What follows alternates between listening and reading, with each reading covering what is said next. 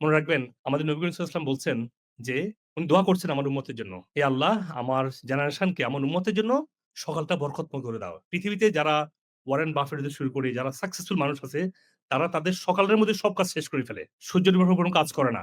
আজকে আমরা যারা মুসলিম যেহেতু আছি আমাদের জন্য আরো সহজ। ওয়ারেন বাফেট আর বিল গেটস যাওয়ার দরকার নাই। আমাদের রাসূল করিম সাল্লাল্লাহু আলাইহি ওয়াসাল্লাম কয়টার সময় ঘুমাতেন? এশারের পরেই ঘুমাতেন। বিশ্বাস করো তোমরা এটা করো, ব্রেইন এত ভালো কাজ করবে। ভালো রেজাল্ট করা, ভালো ক্যারিয়ার গড়া, ভালো চিন্তা করা, সাকসেসফুলি নিজেকে হিউম্যান বিং হিসেবে দাঁড় করানো সবকিছু সম্ভব হবে। কারণ বডি যে হরমোন যে প্রয়োজন হয় to clean, to sleep, two wake up প্রত্যেকটা হরমোন কাজ করে।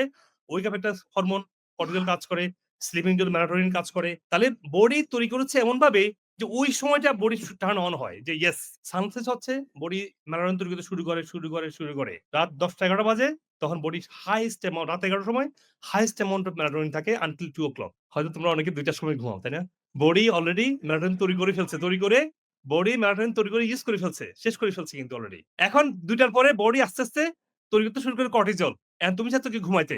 ঘুম তো আর হবে না। হালকা ঘুম হবে। সারাদিন ব্রেইনে মাথা ব্যথা হবে, টায়ার্ড লাগবে, ফ্যাটিগ লাগবে। তো রেস্টিং হচ্ছে খাবার ঠিক করার পরে রেস্টিং হচ্ছে নাম্বার 2। এই গুরুত্বপূর্ণ ভিডিওটি আপনারা শেয়ার করবেন যাতে করে আপনার আত্মীয়স্বজন এবং পরিচিতজন উপকৃত হতে পারে।